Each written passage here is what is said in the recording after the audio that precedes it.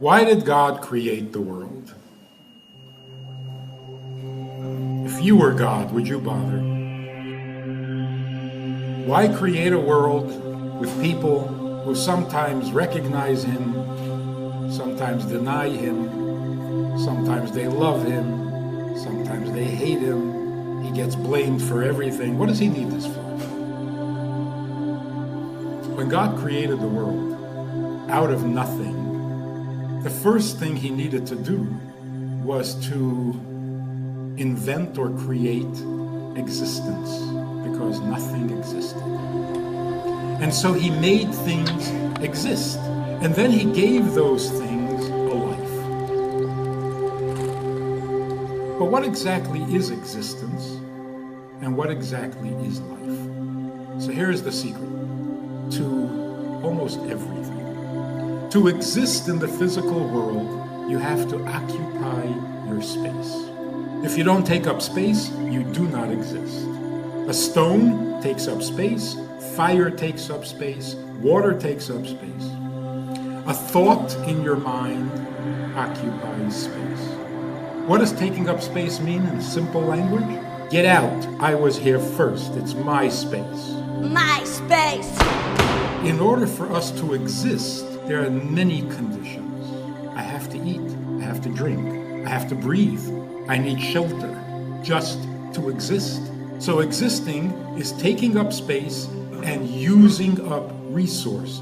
Life, on the other hand, the life of every existent being is the function that it has and the effect that it has on its surrounding. Its contribution, that's its life. And everything has a life, including a stone. What is the contribution of a stone? It gives stability.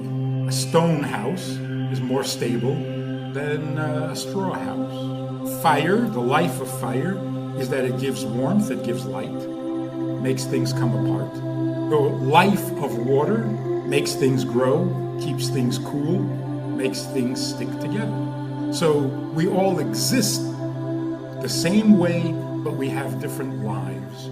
And that is the function, the effect you have on your environment. So here's the problem. Sometimes my existence and my life are not in harmony. Sometimes what's good for my existence is not so good for my life. And what's good for my life is not so good for my existence. Like, for example, when you get married, you basically surrender your existence. You will never have a space of your own again. Marriage means you hate it when people trespass on your space, but you found one person, and you say to this one person, you know, of all the people in the world, I wouldn't mind if you ruined my existence. So you see, existence and life can sometimes be in conflict. This is why, for 5,000 years, people have been asking the same question. The question, why are we here? What is the purpose of life? And it's amazing how desperate this question is. Why are we here means, what is the justification for my existence? And what is the answer? Life.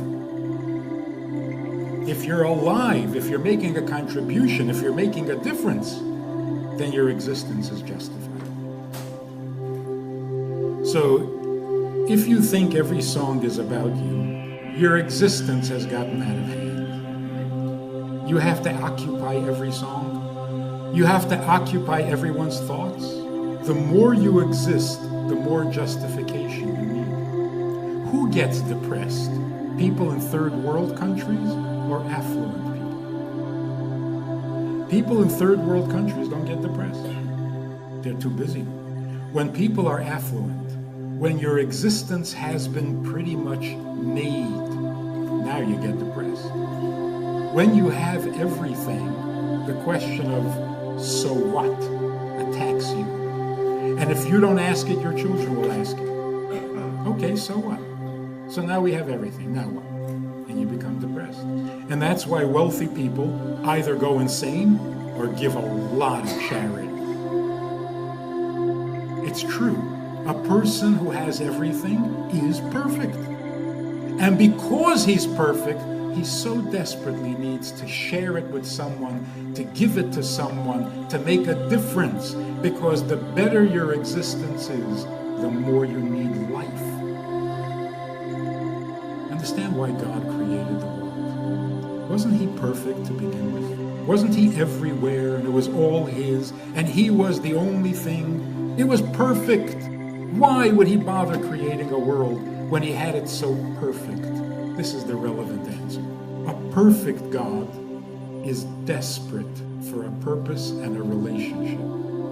It's because he's perfect that he created the world. And if you were perfect, you would do that too. Because when you're perfect and you're infinite and you have everything and you know everything, what do you do with that? What good is that? Now you need a life. So here's the punchline. Existence means the things I need. Life means, what do you need? What am I needed for? Life means I don't need this, but if you do, then I will do it for you. So a mitzvah, any mitzvah, I don't need. When somebody else needs and we don't need, that's the mitzvah. When God needs to hear from us and we don't feel any need to communicate,